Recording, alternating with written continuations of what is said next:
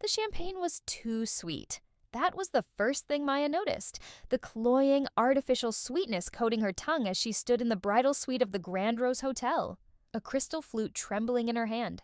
Outside, rain hammered against the French windows, each droplet catching the gray afternoon light like a falling diamond. The silk of her wedding dress whispered against her skin with every shallow breath, too tight across her ribs, as if the dress itself were trying to squeeze the air from her lungs. "You look pale, darling." Her mother's voice drifted from somewhere behind her, muffled by the rushing sound in Maya's ears. "Should I call for some water?" Maya didn't answer. She was staring at the champagne flute, at the way the bubbles rose in perfect, predictable spirals. She had held this exact glass before. Oh, she had tasted this exact champagne on this exact day, in this exact room. The certainty of it made her stomach turn. A memory, no, not a memory, something sharper, more real than remembering, sliced through her mind like a blade. This same champagne, this same sweetness, and then hours later, the acidic burn of it coming back up as she hunched over a toilet in this very suite, makeup ruined, while downstairs 300 guests whispered and waited, and Ethan's mother told everyone that the bride was simply overcome with emotion. The flute slipped from her fingers. Glass exploded across the Italian marble in a starburst of champagne and crystal shards. The sound seemed to echo forever, bouncing off the vaulted ceiling, drowning out the rain. Maya watched the liquid spread across the floor in a golden pool, soaking into the hem of her dress, and felt something inside her chest crack open. "Maya," her mother rushed forward, but Maya stepped back, her heel crunching on broken glass. "I'm not going." The words came out steady, calm, despite the way her heart was jackhammering against her ribs. 3 faces turned toward her mother, her sister Claire, and her best friend Jen, all frozen in various poses of wedding day preparation. The makeup artist's brush hovered in midair, still dripping with foundation. "What?" Claire's voice was sharp. "Don't be ridiculous. You're just nervous." "I'm not nervous." Maya reached for the zipper at her back, found it, pulled. The sound of it opening seemed obscenely loud in the sudden silence. "And I'm not going through with this wedding." Her mother made a sound like a small animal had been stepped on. "Maya Elizabeth Chen, you will do no such thing." "The wedding is in 2 hours," Jen said, her face carefully neutral in the way it got when she was trying to manage a crisis. "Everyone's already arriving. The flowers are set up. The string quartet is, let them play for an empty hall." Maya shrugged out of the dress, letting $12,000 of French lace and organza pool at her feet like discarded skin. She stood in her underwear and stockings, goosebumps rising on her arms, and felt more certain than she had in years. In a lifetime, in 2 lifetimes. Because that's what this was, wasn't it? She had lived this day before. She had married Ethan Carver before. She had spent 7 years drowning in a marriage that slowly, methodically, drained every drop of color from her world until she barely recognized her own face in the mirror. And then she had died. The memory was still hazy, fragmented like a dream dissolving in daylight. A hospital room. The antiseptic smell of death. Ethan's voice, low and furious just outside the door. "Finally, do you know how much the life insurance—" She had closed her eyes in that hospital bed, 34 years old and used up. And when she opened them again, she was 26, standing in this suite, holding that same too-sweet glass of champagne. "Maya, sweetheart," her mother's voice had gone soft, the tone she used when she thought Maya was being irrational. "I know wedding days are stressful, but you love Ethan. You've been planning this for 18 months. I don't love him." The truth of it rang clear as a bell. Oh, maybe she never had. Or maybe the girl she'd been, young and desperate to please, to be chosen, to matter, had mistaken obsession for love. His attention for affection? "I don't even like him, Mom." Claire's laugh was brittle. "Oh, this is perfect. This is just perfect. Do you have any idea what you're about to do to this family? The Carvers are waiting downstairs." "Then they can wait." Maya walked to the closet and pulled out the jeans and sweater she'd worn to the hotel that morning. Her hands were steady now, muscle memory taking over. Or better yet, they can leave. I'm not their problem anymore. Not their— Claire's face had gone an alarming shade of red. "Maya, Ethan's family has done everything for us. The connections for Dad's business. The recommendation that got me into Ashworth and Associates. I know what they've done." She knew all of it, knew how those favors had come with invisible strings, How every dinner at the Carver estate had been a performance evaluation, how Ethan's mother Patricia had a way of smiling that made Maya feel like she was being assessed for flaws. She knew how, after the wedding, those connections would tighten into a noose. Don't think about it, she told herself. Don't think about the miscarriage Ethan blamed you for, or the way he'd stay out until 3 a.m. and come home reeking of someone else's perfume, or how his mother would sit in your living room and rearrange your furniture because this is how the Carvers do things. Don't think about how you'd gotten pregnant again at 33. Desperate to save a marriage that was already corpse cold, and how the stress had triggered the lupus flare that eventually, Maya yanked the sweater over her head, cutting off the thought. "You're having a breakdown," her mother said. She had her phone out now, fingers hovering over the screen. "I'm calling Dr. Morrison." "I'm not having a breakdown. I'm having clarity." Maya zipped up her jeans, stepped into her sneakers. She could see her overnight bag in the corner, already packed with the honeymoon clothes she'd never wear. She grabbed it. "For the first time in my life, I know exactly what I'm doing." Jen stepped in front of the door, arms crossed. Of all of them, Jen looked the least surprised. "If you walk out that door, he will never forgive you." "Good." "Maya." "Jen." Maya met her friend's eyes, willing her to understand. "Have I ever asked you to trust me? To really, truly trust me, even when it doesn't make sense?" Jen's expression flickered.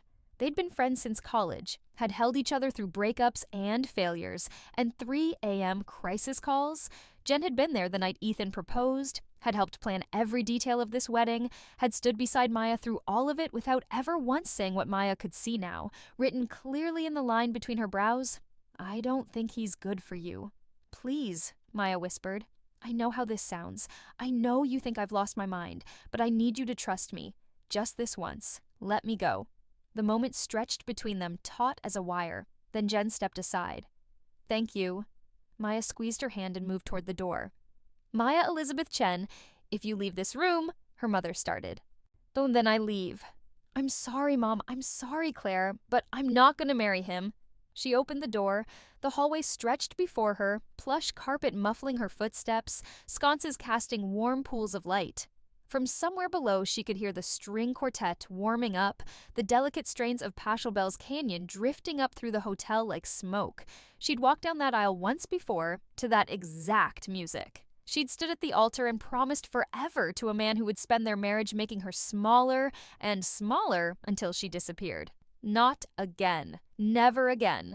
Maya took the service stairs, avoiding the main lobby where early guests were surely gathering. Her phone started buzzing in her bag. First her mother, then Claire, then numbers she didn't recognize. She ignored them all. The rain had intensified, hammering down in sheets that turned the world beyond the hotel's awning into a gray blur. She should have felt guilty, terrified, something other than this strange, weightless freedom. Instead, she felt like she could breathe for the first time in years. A taxi splashed up to the curb, and she climbed in, gave the driver an address she'd looked up a week ago, when the memories had first started coming back with crystal clarity. The driver glanced at her in the rearview mirror. Barefoot bride in jeans, mascara already starting to run, and wisely said nothing. As the Grand Rose Hotel disappeared behind them, Maya pulled out her phone and typed a single text message. Not to Ethan. He didn't deserve her words. But to his mother, Patricia Carver, who had probably already taken her seat in the front row, ready to watch her son claim his prize. "Tell Ethan the wedding is off. I won't be there. Neither should any of you." She hit send and powered off the phone. The apartment was exactly as she remembered it. A third-floor walk-up in the Arts District with creaky hardwood floors and windows that didn't quite close all the way. Maya stood in the doorway, rain-soaked and shivering, and felt something in her chest unknot. "Maya." The woman who opened the door had paint-stained fingers and gray streaking through her dark hair. Her eyes went wide. "What are you? Isn't today? Can I come in, Mrs. Reeves?" "Of course, sweetheart, of course." Gloria Reeves stepped back, ushering Maya into the warmth of the apartment that smelled like turpentine and cinnamon tea. "But shouldn't you be?" "I left." Maya set her bag down, wrapped her arms around herself. I couldn't do it."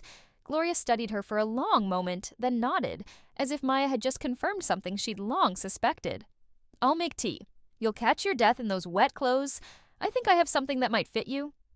While Gloria bustled into the bedroom, Maya wandered through the apartment's main room, reacquainting herself with a space she hadn't seen in 8 years. In her first life, she'd lost touch with Gloria 3 months after the wedding, when Ethan had made it clear that he didn't appreciate his wife maintaining friendships with random artists twice her age. Gloria had been Maya's painting instructor in college, had recognized something in Maya's work that Maya herself hadn't seen. A raw talent, a unique vision. She'd encouraged Maya to apply to the Whitmore Fellowship, a prestigious year-long program in Italy that accepted only 10 artists worldwide. Maya had been accepted, and then she'd met Ethan at a charity gala, and he'd been charming and attentive, and so certain that Maya was special, was his. And when the fellowship acceptance letter had arrived, he'd frowned and said, "But that's next year. We're getting married next spring. You wouldn't leave me for a whole year, would you?" She hadn't gone, had written a polite email declining the fellowship, had told herself it was practical, mature, the right choice, had watched that door close and convinced herself she didn't care. The painting on Gloria's easel caught her eye, a work in progress, all bold strokes and angry reds. On the bookshelf beside it, a framed photograph, Gloria shaking hands with someone at a gallery opening, both of them beaming. "That was the Ashford Gallery reception," Gloria said, returning with an armful of dry clothes. 3 months ago. They're representing me now. Can you believe it? After all these years, someone finally wants to show my work." Maya could believe it. In her first timeline, Gloria had never gotten that representation. She'd continued teaching community college classes until she retired, her talent known only to her students. Maya had seen one of her paintings at an estate sale years later, priced at $50, and had wept in the middle of the shop. "That's wonderful," Maya said, and meant it. "Now you," Gloria said, handing her the clothes. "Change, warm up, and then you're going to tell me what happened, and don't leave anything out."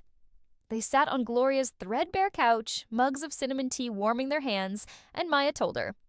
Not everything, not the impossible truth of remembering a life that hadn't happened yet, but enough. The growing dread as the wedding approached, the certainty that marrying Ethan would be a mistake, the feeling that she was sleepwalking toward a cliff. "I know it sounds crazy," Maya finished. "Everyone thinks I've lost my mind." "Do you love him?" The question was simple, direct. Maya shook her head. "Did you ever?" "I thought I did. Or maybe I loved the idea of being loved by someone like him. Someone successful and confident and—" She stopped. "Someone who made me feel chosen, special. And now? Now I see him clearly." Maya traced the rim of her mug. "He doesn't love me, Gloria. He loves the idea of me. The version of me that agrees with everything he says, that makes him look good at his parents' dinner parties. That doesn't have opinions that inconvenience him." Gloria was quiet for a moment, then reached over and squeezed Maya's hand. "You're very brave." "I don't feel brave. I feel terrified." "That's how you know it's brave. If you weren't scared, it would just be easy." Gloria set down her tea. "What are you going to do now?"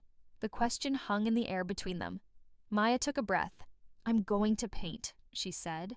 "I'm going to call the Whitmore Fellowship and beg them to reconsider my application, tell them there was a family emergency, ask if the spot is still open.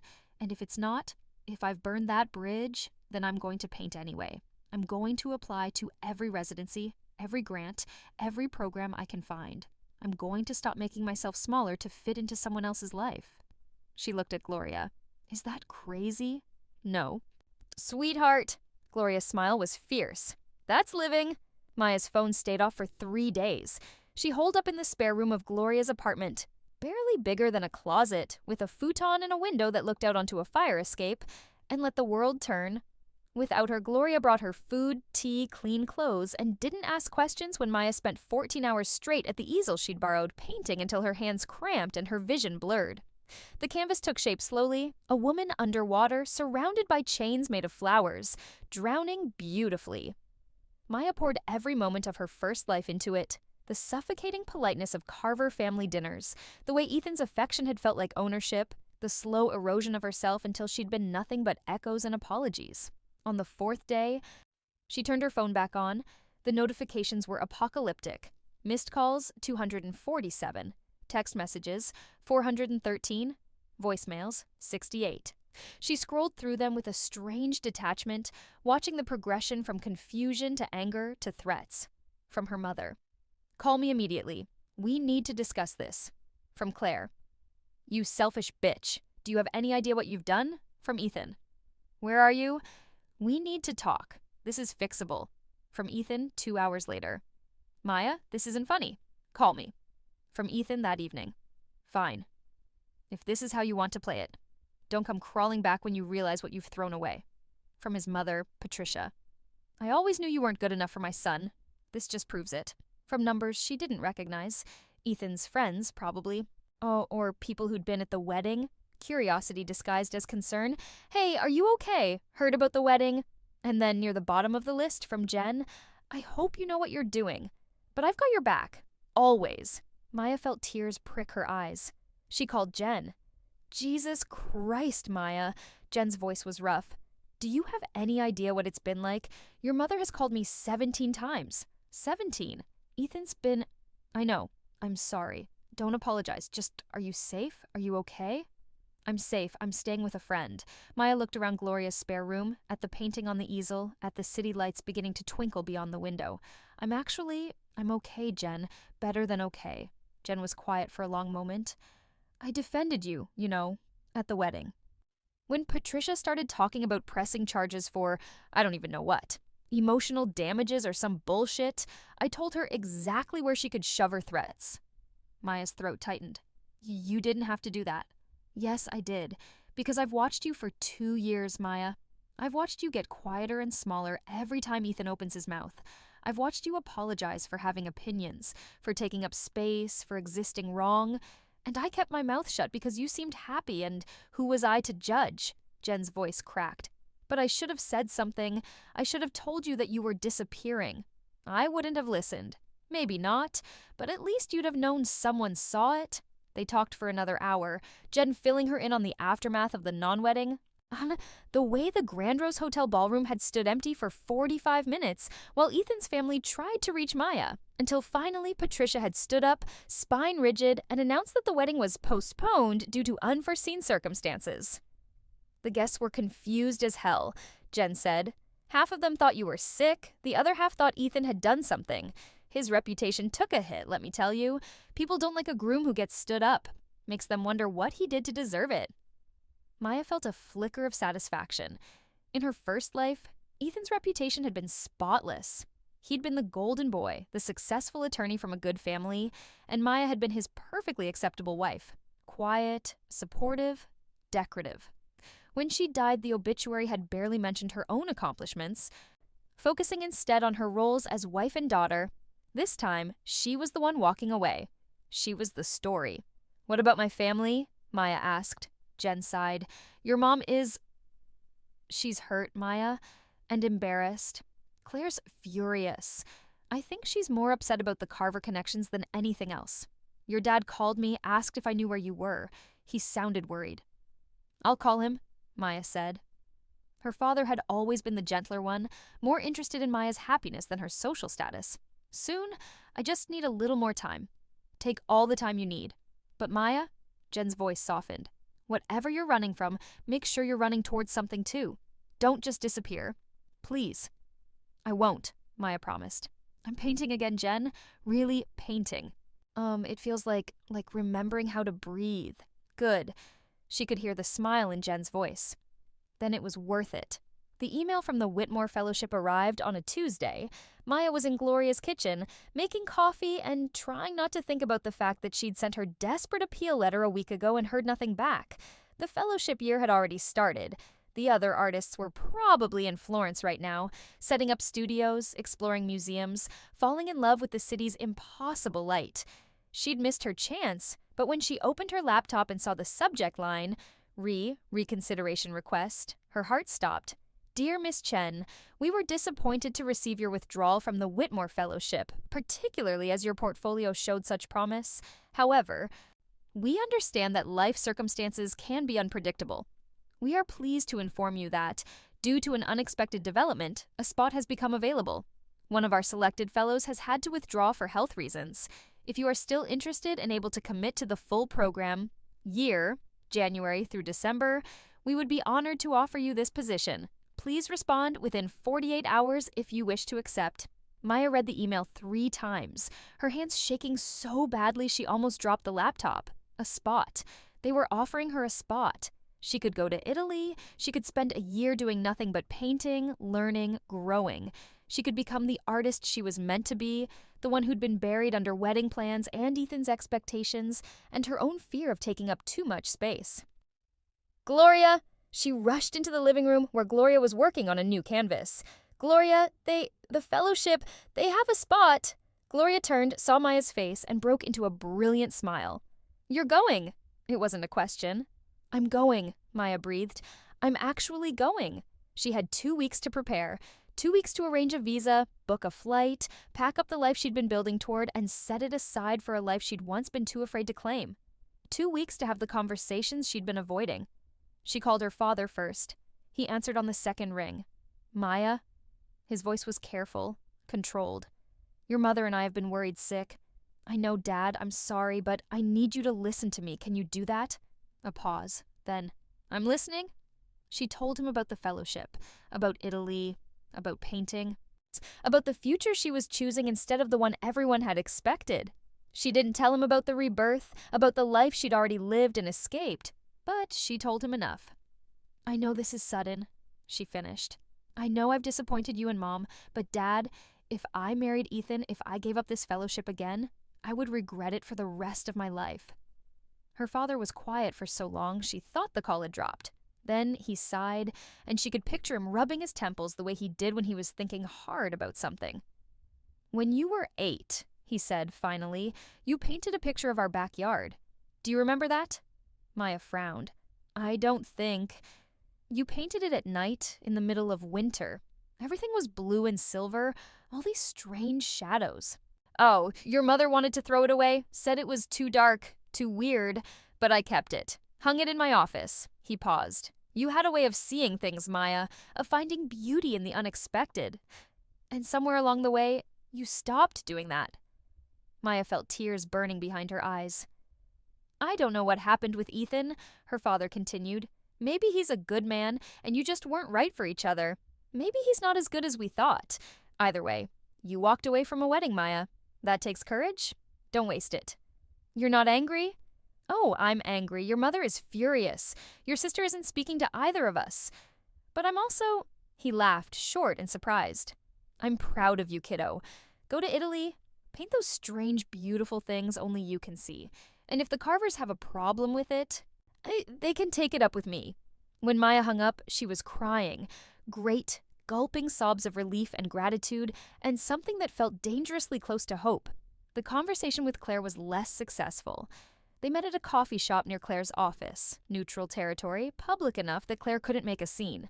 Her sister arrived 10 minutes late, perfectly dressed in a charcoal suit that probably cost more than Maya's entire wardrobe. Her hair pulled back so tightly it must have hurt. 10 minutes, Claire said, not sitting down. That's all you get. I'll take it, Maya gestured to the chair. Please? Claire sat, rigid as a board, and flagged down a waitress for an espresso. She didn't ask if Maya wanted anything.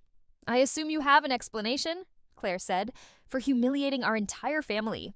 Oh, for destroying my professional reputation, I'm sorry your reputation got damaged, Maya interrupted. But I'm not sorry I didn't marry him. Claire's eyes flashed. Of course you're not. You never think about anyone but yourself, do you?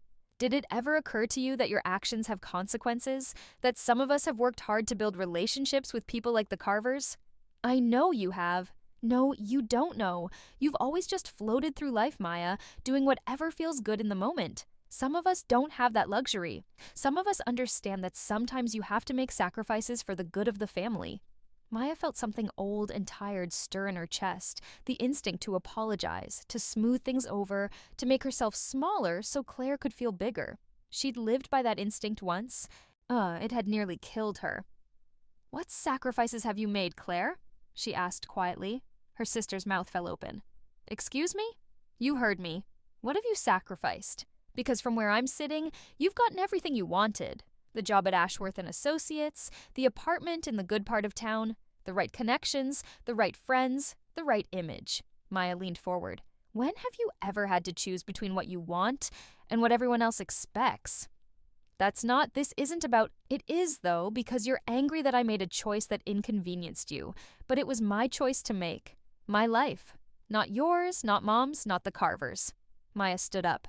I came here to tell you I'm leaving for Italy in 2 weeks. I got the Whitmore Fellowship, and I wanted to see if maybe we could part as sisters who still loved each other, even if we don't understand each other's choices. Claire stared at her, espresso forgotten. Italy. For a year, maybe longer. Maya picked up her bag. I hope you'll forgive me someday, Claire, but even if you don't, I'm still going. She was halfway to the door when Claire's voice stopped her. Wait, Maya turned. Claire was still sitting, but something in her posture had shifted, softened infinitesimally. The Whitmore Fellowship, that's a big deal, isn't it? One of the biggest in the field. Huh. Claire picked up her espresso, took a sip. Mom never mentioned you applied. I didn't tell her. I didn't tell anyone except... Maya stopped. It doesn't matter. You didn't tell us because you knew we'd talk you out of it. It wasn't a question. Claire looked at her, really looked at her, for the first time since she'd sat down. We would have too. Would have said it was impractical, risky, that you should focus on more important things. Like getting married. Like getting married, Claire echoed. She was quiet for a long moment. Then, I'm not going to apologize for being angry. You did humiliate us. I know. But Claire's jaw worked, like the words physically hurt. But maybe you had your reasons. It was as close to an olive branch as Maya was likely to get. She took it. Maybe I did. Ethan was waiting for her when she got back to Gloria's apartment. He was leaning against the building's entrance, looking exactly the way she remembered from a life that hadn't happened yet. Expensive suit slightly rumpled, hair that had probably been perfect this morning now falling across his forehead, that expression on his face that was 1 part hurt and 3 parts calculation. Maya's steps slowed. She'd known this conversation was coming, but she'd hoped to delay it a little longer, at least until she was on the plane to Italy. Maya. He straightened when he saw her. Finally. Do you have any idea how long I've been waiting? How did you find me? I have my ways, which meant he'd probably had someone follow her, or hacked into her phone's location data, or called in a favor from one of his investigator friends. Ethan had always been good at finding things, and people, who tried to hide from him. We need to talk. I don't think we do. Don't? He laughed, sharp and incredulous. Don't think we do? Maya, you left me at the altar. You humiliated me in front of 300 people. The least you can do is give me an explanation. Maya looked at him, really looked, and tried to remember what she'd seen in him the first time around. He was handsome, certainly, successful, charming when he wanted to be, but standing here now with 2 lifetimes of perspective, she could see the calculation behind his eyes, the way his charm was a tool he wielded rather than a natural warmth. I don't love you, she said simply. I probably never did, and you don't love me either, Ethan. You love the idea of me, the trophy wife who'd make you look good at your parents' parties. His expression flickered, surprise, then anger, and then a smooth mask of concern. You're not yourself, Maya. I don't know what's happened to you, but this isn't... I'm more myself than I've been in years. She moved toward the building's entrance, but he stepped in front of her. We can fix this, he said, and now his voice had that pleading edge she remembered from the fights in her first life, the ones where he'd beg for forgiveness after staying out all night, swear he'd change, be better.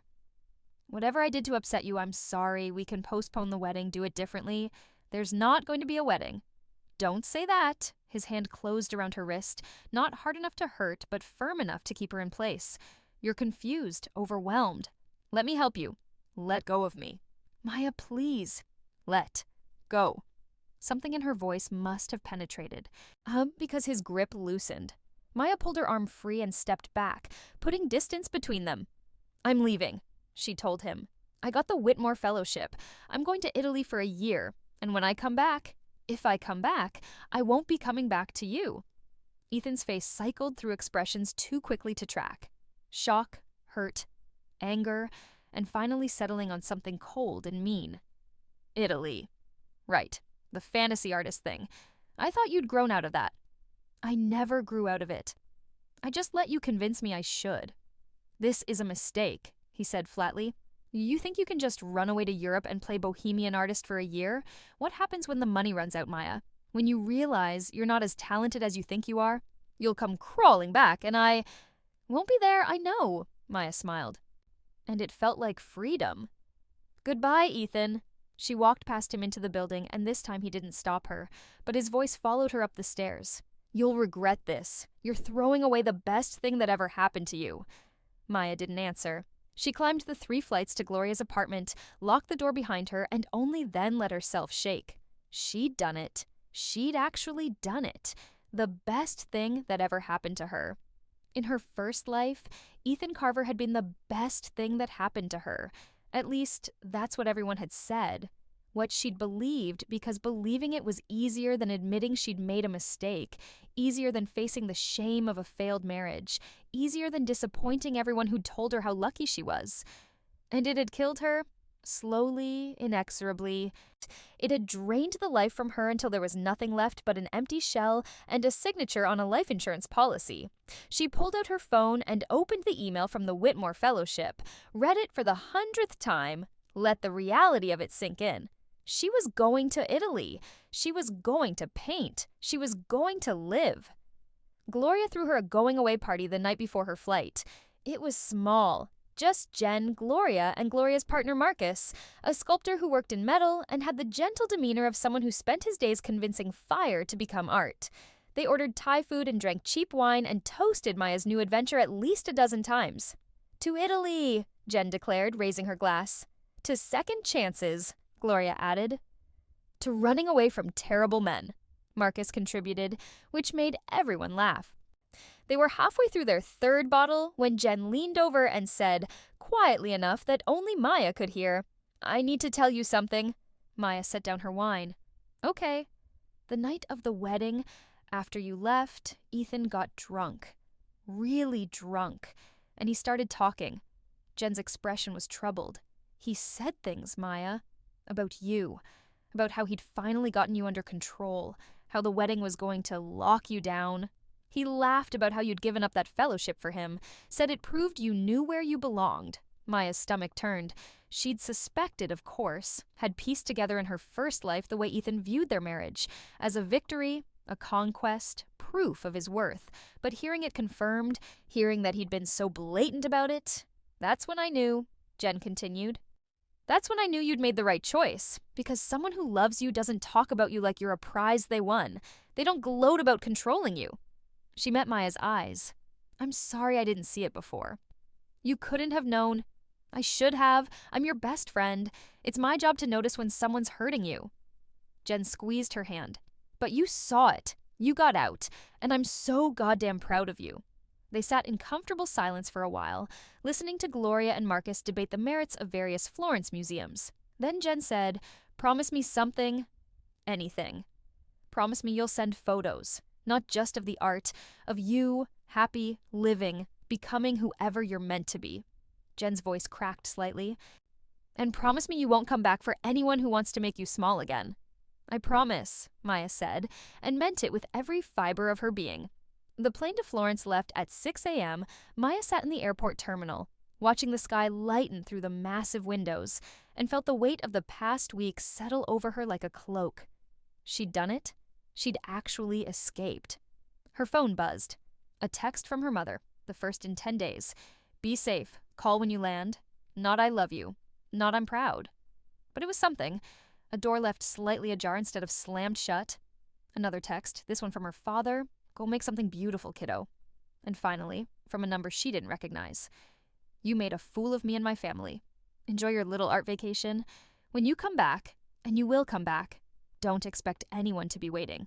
So Maya deleted it without responding. Let Ethan have the last word if he needed it so badly. She was done giving him space in her head.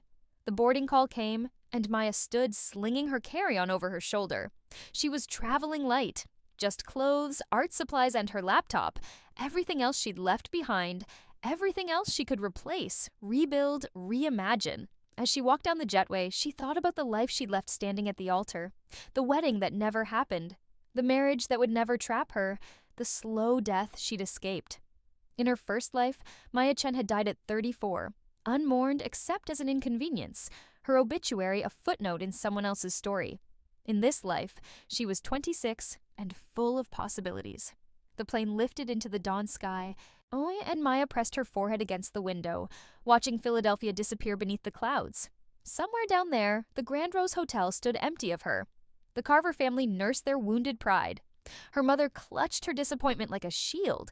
But up here, at 30,000 feet, Maya was free. She pulled out her sketchbook and began to draw. The light in Florence was different. Maya noticed it the moment she stepped out of the airport, jet-lagged and disoriented, the way the sun hit the ancient stones of the city, turning everything golden and soft-edged, as if she'd stumbled into a painting. The air smelled of espresso and limestone and something green and growing. She stood on the sidewalk, backpack at her feet, and felt the city settle into her bones. This is real, she thought. I'm really here. So the Whitmore Fellowship had arranged housing, a small apartment in the Oltrarno district across the Arno River from the main tourist areas. Maya navigated there in a daze, following Google Maps through narrow streets that seemed to fold in on themselves, past churches older than her entire country, past tiny shops selling leather goods and hand-marbled paper. Her apartment was on the 3rd floor of a building the color of burnt sienna, accessed through a courtyard where an old woman was hanging laundry. The woman looked Maya up and down, said something in rapid Italian that sounded like either a blessing or a warning, and went back to her sheets. Inside, the apartment was small but perfect. A main room with high ceilings and tall windows, a kitchenette, a bathroom with a clawfoot tub, and a bedroom barely big enough for the double bed that dominated it. Best of all, a north-facing room with excellent natural light, clearly meant to be a studio. Maya stood in the empty studio space and felt something in her chest expand. This was hers.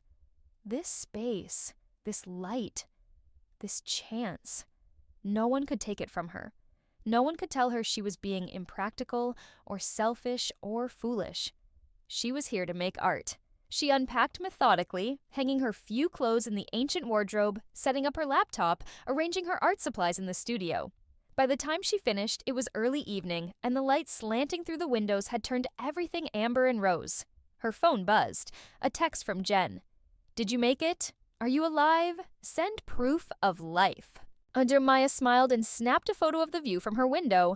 Rooftops in terracotta, the dome of a church in the distance, the sky bleeding pink and gold. She sent it with the caption, "Alive and home." The fellowship officially started on Monday, which gave Maya the weekend to acclimate. She spent Saturday wandering the city in a jet-lagged fog, getting lost in streets that twisted like ribbons, stumbling into piazzas that opened up like secret rooms. She ate gelato at a shop recommended by her landlady, visited the Uffizi Gallery, and stood in front of Botticelli's Venus until her feet ached, climbed to the top of the Duomo, and looked out over the city that was, improbably, temporarily hers. In her first life, she'd never traveled abroad. Ethan had always had an excuse. Work was too busy, or his mother needed them for some family obligation, or it was too expensive, or maybe next year. By the time Maya realized next year would never come, she'd stopped asking. Now she was here, alone in one of the most beautiful cities in the world, and it felt like a gift she didn't deserve but was determined to earn. Sunday morning, she woke early and found a cafe near her apartment, a tiny place with 3 tables and an elderly owner who looked like he'd been making espresso since the Renaissance. She ordered a cappuccino and a cornetto, sat by the window, and watched the city wake up. An elderly couple walked by, holding hands. A woman on a Vespa careened past, her laughter trailing behind her like silk. A street sweeper moved methodically down the cobblestones, his movements practiced and meditative. So Maya pulled out her sketchbook and began to draw. She drew the cafe owner, all weathered lines and competent hands. She drew the couple, their hands intertwined the way the morning light caught the woman's silver hair. She drew the Vespa rider from memory, all motion and joy. She drew until her cappuccino went cold and the owner brought her another without being asked, waving away her attempt to pay. "For the artist," he said in heavily accented English, gesturing at her sketchbook. When she left an hour later, her hand was cramping and her sketchbook had 10 new pages, and she felt more like herself than she had in years. No, that wasn't quite right. She felt like a version of herself she'd never been allowed to become. Unrushed, uninterrupted, free to notice and capture and create without someone telling her it was a waste of time. Monday brought the fellowship orientation. The Whitmore program operated out of a converted palazzo near the Piazza della Signoria, all Renaissance grandeur repurposed for modern art.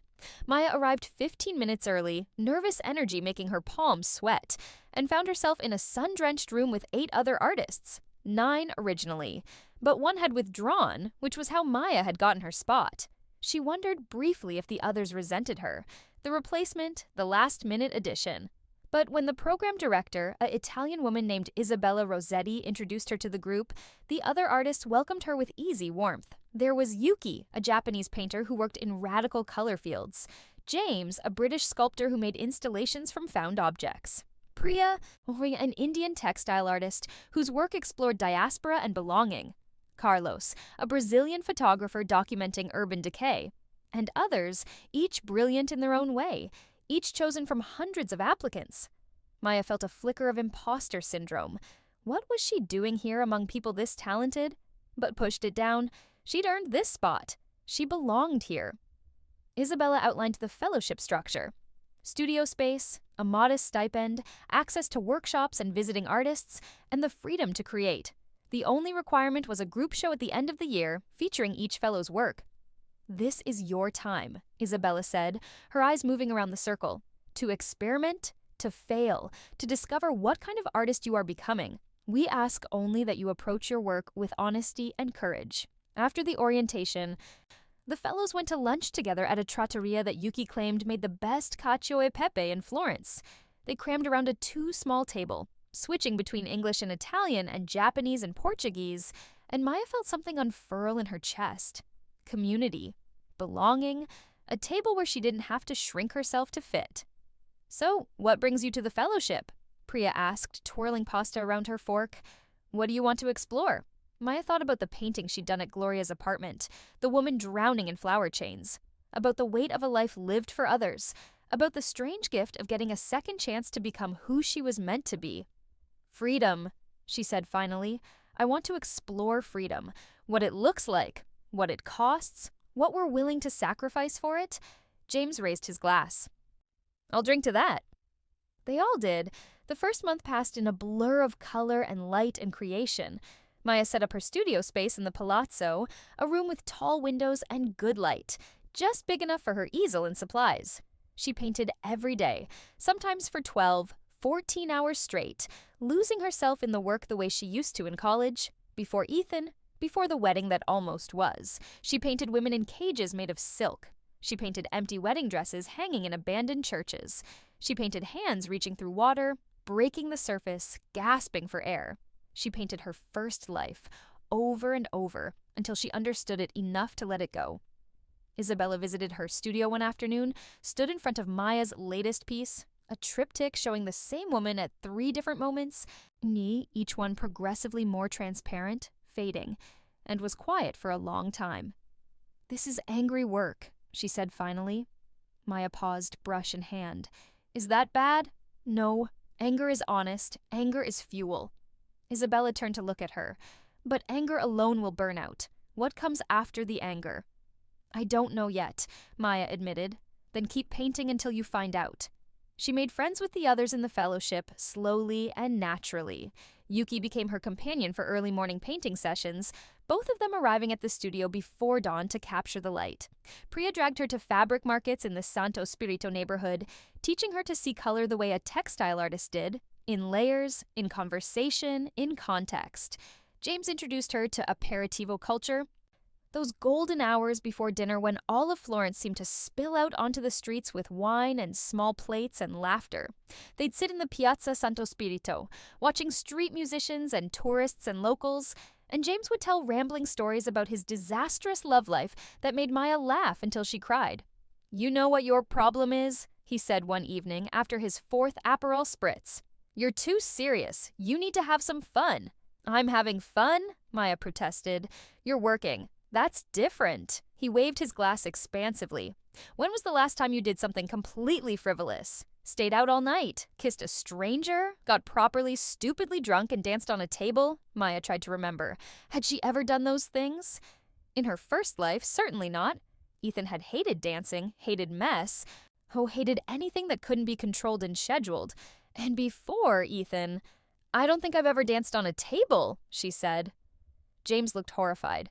Well, that's clearly what we're doing tonight. He was joking, mostly, but somehow by midnight, Maya found herself in a club near the university, music pounding so loud she could feel it in her ribs, standing on a table, a sturdy one Priya had insisted on checking, with her arms in the air and her heart in her throat.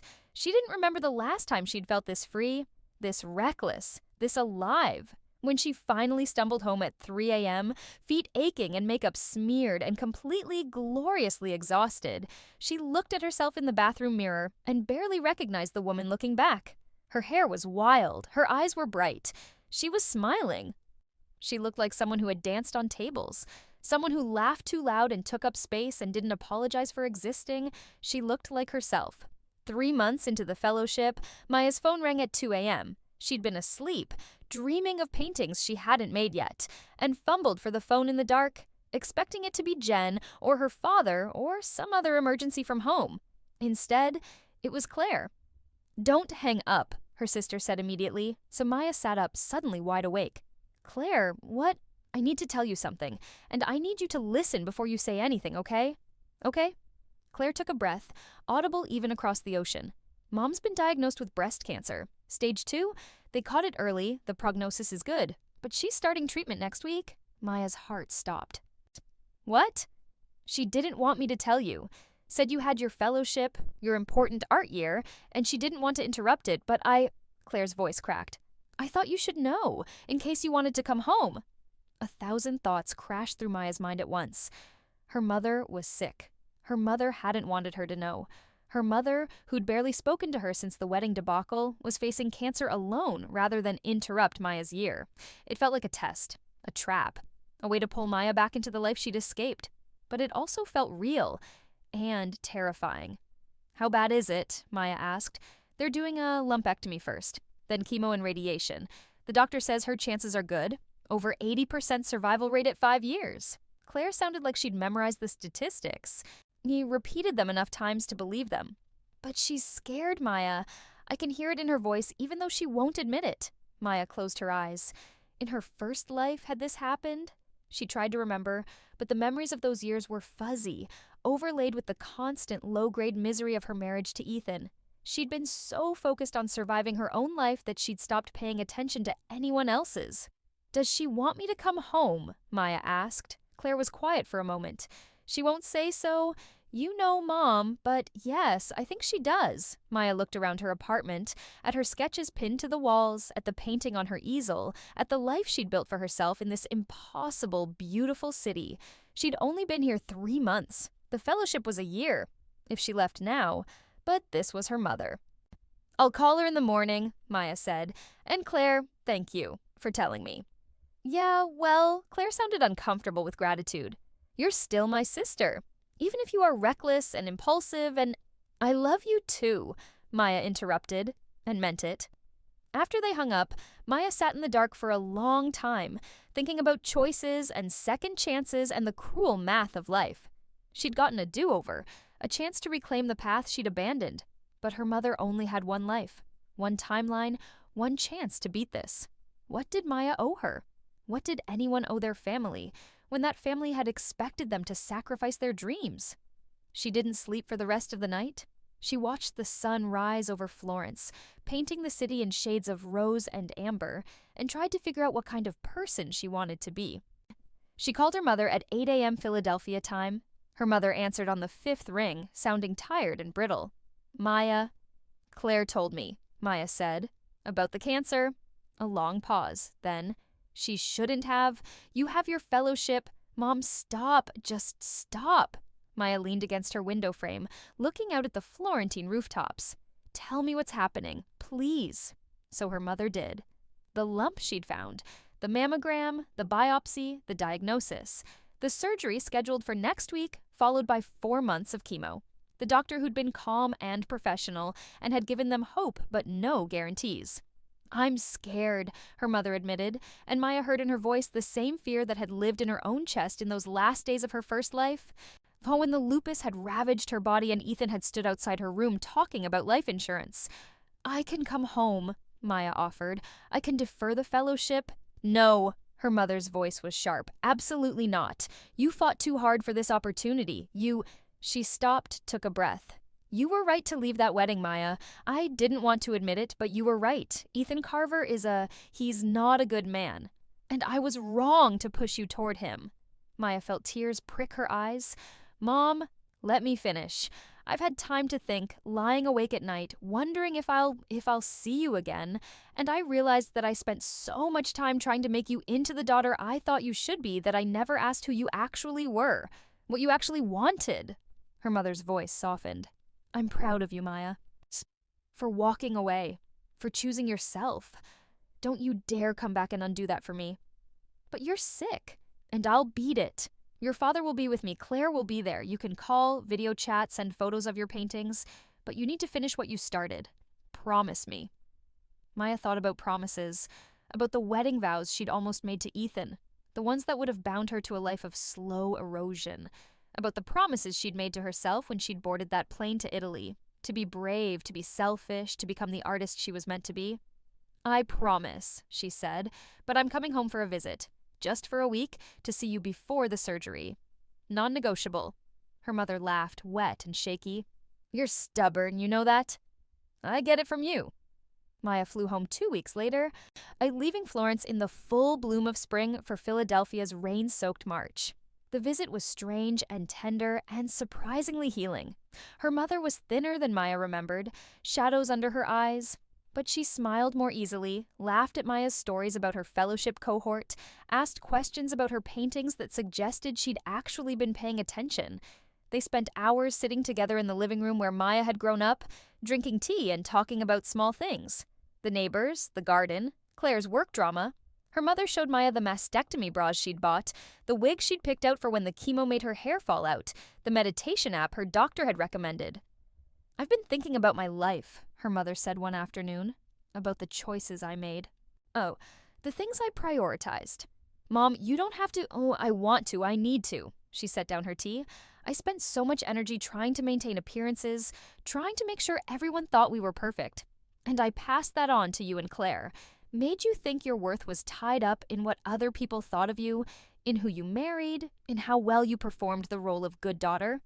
She met Maya's eyes. "I'm sorry for that." Maya felt something old and painful begin to dissolve in her chest.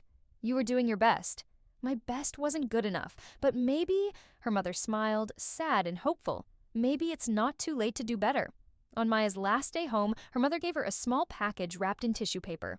Inside was a watercolor set, not a cheap student set, but professional-grade paints, the kind Maya had always coveted but couldn't justify buying. "For Italy," her mother said, "I want you to paint something beautiful for me, something that makes you happy. Not for a gallery or a show or anyone else. Just for you." Maya hugged her, careful of her mother's frailty, and promised she would. She returned to Florence changed. The city welcomed her back with open arms and warm spring weather, the Arno reflecting the blue sky like a ribbon of light. Maya threw herself into her work with renewed purpose, creating pieces that felt less like exorcisms of her past life and more like celebrations of this one. She painted the view from her apartment window at different times of day: dawn, noon, dusk, midnight, a study in how light transformed the familiar. She painted her mother's hands holding a teacup, the watercolors capturing their fragility and strength. She painted Jen laughing, Gloria painting, her father's garden in winter. She painted the people she loved, the moments that mattered, the beauty she'd almost missed. Isabella visited her studio one afternoon and stood in front of the new series, silent for so long that Maya started to worry. "This is different," Isabella said finally, "from your earlier work." "Is that bad?" "No, it's evolution." Isabella turned to her. "You've moved through the anger. What is this?" Maya thought about it. Gratitude, maybe, or love, or, I don't know, the feeling you get when you almost lose something and then get it back, and you see it clearly for the first time. "Yes," Isabella said softly. "That's it exactly." June brought news from home. Her mother's surgery had been successful. Where the margins were clean, the chemo was brutal but working. July brought a heat wave that made the stone buildings of Florence radiate warmth like ovens, sending everyone to the Arno's edge in search of breeze. August brought a visiting artist, a Korean painter named Min Jun, who specialized in large-scale abstracts. He gave a lecture that made Maya rethink her entire approach to color, then stayed for a week to do studio visits with each fellow. When he reached Maya's studio, he stood in front of her work for a long time, hands clasped behind his back. "You're holding back," he said finally. Maya blinked. "What?" "Here." He pointed to one of her paintings, a woman breaking through water, reaching for air. "You've captured the struggle beautifully. The technique is excellent, but the hand, see how it's positioned? Like it's asking permission to break the surface, like it's apologizing for needing air." Maya looked at the painting with fresh eyes and saw what he meant. Even in her images of freedom, she was still making herself small. "What should I do differently?" "Paint like you have nothing to apologize for," Min Jun said. "Paint like you're entitled to take up space. Paint like," he gestured broadly, "paint like you're too big for the canvas and you don't care." She thought about that for days afterwards, about the ways she'd been conditioned to shrink, to apologize, to make herself palatable, about how even here, in this place she'd fought so hard to reach, she was still trying to fit into someone else's idea of what she should be. So she started painting bigger. She requisitioned larger canvases from the fellowship supplies. She bought paint in quantities that made the supply store owner raise her eyebrows. She cleared space in her studio and started a piece that would be taller than she was, wider than her outstretched arms. She painted a woman made of birds, each one flying in a different direction, pulling her apart and putting her back together simultaneously. She painted in broad, confident strokes, using colors she'd always been too timid to try. Aggressive magentas, electric blues, colors that screamed instead of whispered. She painted like she was too big for the canvas, and it felt like flying. October brought cool weather and the first hints of the group show deadline looming in December. The fellows started spending more time together, comparing notes, offering critiques, helping each other work through creative blocks. As Maya found herself in Priya's studio one afternoon, watching her friend drape silk across a frame, creating patterns that echoed and diverged like conversation. "Can I ask you something?" Priya said, not looking up from her work. "Of course." "Why did you really come here? To the fellowship?" Priya pinned a section of fabric, studied it, unpinned it. "Everyone has a story. James is running from his ex-wife. Yuki's family wanted her to be a doctor. Carlos lost someone. What's yours?" Maya thought about lying, about giving the easy answer, that she'd always wanted to study abroad, that it was a career opportunity, that she was simply following her passion. But Priya had been honest with her, had shared her own story of leaving India against her parents' wishes, of choosing art over the secure future her family had planned. So she deserved honesty in return. "I almost got married," Maya said, "to someone who would have destroyed me, and I ran." "Good," Priya said fiercely. "You should run from people who want to destroy you." Everyone thought I was crazy, selfish, throwing away something good. Was it good? Maya thought about Ethan, about the way his love had felt like ownership, his attention like surveillance, about the future she'd escaped, the one where she died alone and unmourned except as an inconvenience. "No," she said, "it was terrible, but I didn't know how to see it until I died and came back." She couldn't say that, couldn't explain the impossible truth of her second chance, but Priya seemed to understand anyway. "Sometimes we need distance to see clearly," Priya said. "Sometimes we need to leave everything behind to figure out who we actually are." She looked at Maya. "Are you figuring it out?" Maya thought about her paintings, about the woman she was becoming. Bold, unapologetic, taking up space, about the voice she was finding, the one that didn't ask permission or apologize for existing. "Yeah," she said, "I think I am." November came fast, and with it the pressure of the approaching deadline. The group show would be held at a prestigious gallery in central Florence, open to the public and attended by critics, collectors, and art world figures. It was a launching pad for careers, a chance to be seen and recognized and potentially represented. Maya felt the pressure like a weight on her chest. She had paintings, dozens of them, but which ones to show? The angry, the cathartic pieces from early in the fellowship, showing her trapped and drowning, the gentler, more grateful work from the middle months, or the bold, unapologetic pieces from her recent Minjin-inspired breakthrough? "Show them all," Yuki suggested when Maya brought it up over coffee. "I can't show everything. I have to choose." Then show the progression. Show where you started and where you've arrived. Yuki stirred sugar into her espresso. Tell the whole story. Maya thought about that. About the story her paintings told of a woman escaping, surviving, and finally thriving. Of transformation earned through courage and pain. She selected 7 pieces for the show. 1.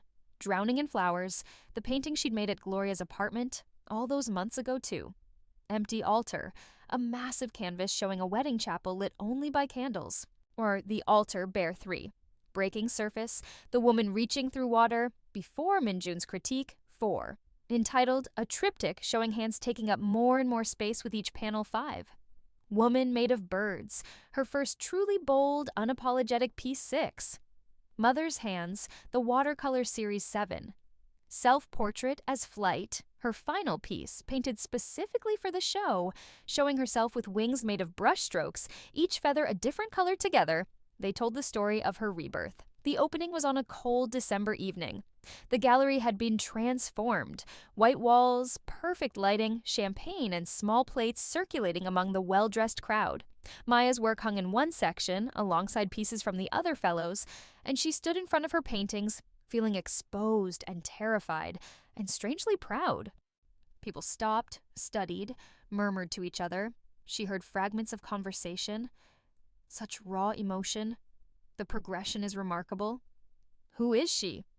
Isabella found her in the crowd, looking elegant in a black dress and pearls. You should circulate, she said. Talk to people. Several critics want to speak with you. I don't know what to say.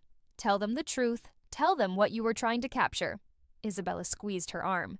You've already done the hard part. The work speaks for itself. So, Maya circulated. She talked to critics who asked about her technique, her influences, her vision. She talked to collectors who wanted to know if pieces were for sale. They were. She talked to other artists who shared their own stories of escape and transformation. And then near the end of the evening, she turned and saw a familiar face across the gallery. Jen. Her best friend stood in front of Drowning in Flowers, tears streaming down her face, not bothering to wipe them away. Maya crossed to her. Jen, how did you... Your dad told me about the show. I took a week off work. I couldn't miss this. Jen gestured at the paintings. Maya, these are your... She couldn't seem to finish the sentence, so she just hugged Maya instead, hard enough to hurt. They stood there for a long moment, holding each other while the gallery murmured around them. I'm so proud of you, Jen whispered. Look at what you did. Look at who you became. Maya pulled back, wiping at her own tears now. I couldn't have done it without you letting me go that day. You would have found a way. You're stronger than you know. Jen smiled. But I'm glad I got to help.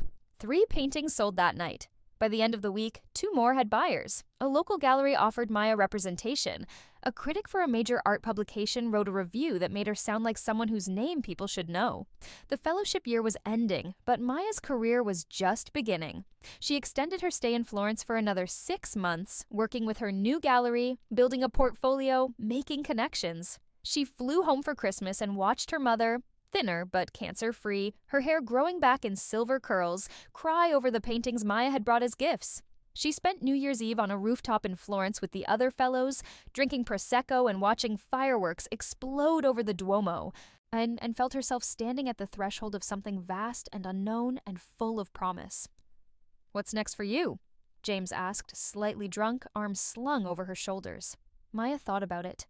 About all the futures spread before her like paths in a garden, each one leading somewhere different, somewhere unwritten. Everything, she said. Anything. I don't know yet, but it's mine to choose. The gallery opening in New York was packed. Maya stood near the entrance of the Chelsea space, watching people flow through like a tide, and marveled at how normal this had become. 5 years ago, she'd been a runaway bride hiding in Gloria's spare room, terrified and certain she'd made the worst mistake of her life. Now she was an established artist, her work shown in galleries across 3 continents, her name recognized in art circles. Her voice clear and unafraid. The show was called Reborn, a retrospective of her work since that first year in Florence. It traced her evolution from those early, angry paintings through the gentler middle period and into her current work, bold, large-scale pieces that celebrated women taking up space, refusing to shrink, demanding to be seen.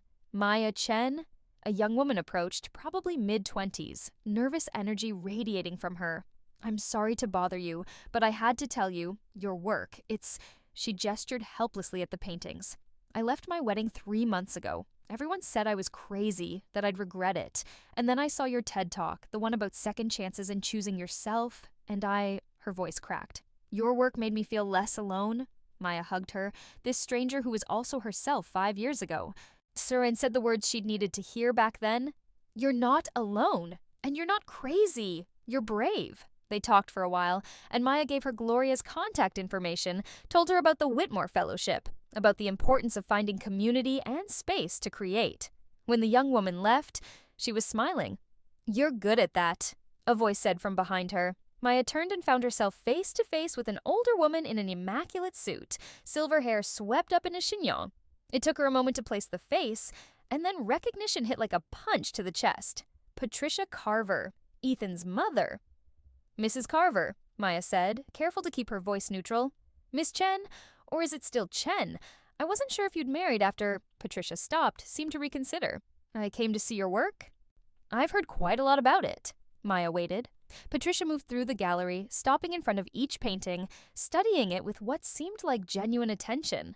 When she reached Empty Altar, the wedding chapel piece, she stood there for a long time. "My son," she said finally, "is engaged again. Did you know?" "I didn't." Maya found she didn't care either way. "To a lovely girl, very accomplished, a lawyer like him. They're quite well matched." Patricia turned to look at Maya. "He never understood why you left, never forgave you for the embarrassment." "I know, but I did, eventually." Patricia's expression softened almost imperceptibly. "I saw what we were doing to you, the way we expected you to fold yourself smaller and smaller to fit into our family, the way my son treated you like a prize to be won rather than a person to be loved." She paused. "I told myself it was fine, that you were happy, that this was just how marriages worked. But I knew, deep down, that we were crushing you." Maya didn't know what to say. This wasn't the Patricia she remembered, imperious, judgmental, certain of her righteousness. "I'm sorry," Patricia said, "for my part in it, for not speaking up when I should have, for prioritizing my family's image over your well-being." She gestured at the paintings. "These are extraordinary. You've become exactly who you were meant to be, and you never would have if you'd married Ethan." "No," Maya agreed quietly. "I wouldn't have." Patricia nodded, as if this confirmed something she'd suspected. "I hope you'll forgive an old woman her regrets. And perhaps allow me to purchase one of your pieces. That one, I think." She pointed to self-portrait as flight, as a reminder that sometimes the bravest thing we can do is let people go. After Patricia left, with arrangements made to purchase the painting and a surprisingly warm handshake, Maya found herself alone in the gallery, surrounded by the evidence of her transformation. Her phone buzzed. A text from her mother. "The photos Jen sent are beautiful." "So proud of you, darling." Another from Claire. "Even I have to admit, those paintings are pretty good." "Miss you." One from Gloria. "You flew, my dear. Look at you fly." And finally, from Jen. "Remember when you showed up at my door in a wedding dress, soaking wet, and told me you couldn't do it? Look at you now. Look at what you built from that moment of courage. I love you. I'm proud of you, and I can't wait to see what you do next." Maya walked through the gallery, looking at her own work with fresh eyes. Each painting was a breadcrumb trail leading back to that moment in the Grand Rose Hotel when she'd dropped a champagne glass and chosen herself. She thought about the life she'd almost lived, the one where she'd married Ethan, where she'd slowly disappeared, where she'd died forgotten and unmourned. That Maya had been given a gift, the chance to do it again, to choose differently, to become someone new. But this Maya, the one standing in this gallery, surrounded by her art and her accomplishments and the evidence of her courage, she'd earned this. Every painting, every risk, every moment of being too loud or too big or too unapologetically herself. She'd stood Ethan up at their wedding, and his entire family had arrived to an empty hall. And she'd built a whole life from that absence. Through the gallery windows, she could see New York spreading out beneath her, millions of lights, millions of lives, millions of second chances being taken or missed or mourned. The city hummed with possibility, with futures waiting to be chosen, with people standing at their own crossroads wondering if they had the courage to walk away. Maya hoped they did, hoped they'd find their own Gloria, their own Jen, their own Isabella, hoped they'd discover that the thing they were most afraid to lose was actually the thing holding them back. Somewhere out there, another woman was holding a champagne glass at her own wedding, tasting the sweetness and recognizing it for the warning it was. Somewhere, someone was gathering their courage to leave. To know somewhere, someone was about to fly. Maya raised her own glass, sparkling water, because she'd never developed a taste for champagne after that day, and toasted them silently. To the ones who walked away. To the ones who chose themselves. To the ones who flew. Outside, the city sparkled like a promise, like a painting waiting to be made, like the future unfolding exactly as it should. Maya set down her glass and went to greet her next visitor, her next conversation, her next moment. She was ready for all of it. She'd been reborn, and this time she was living.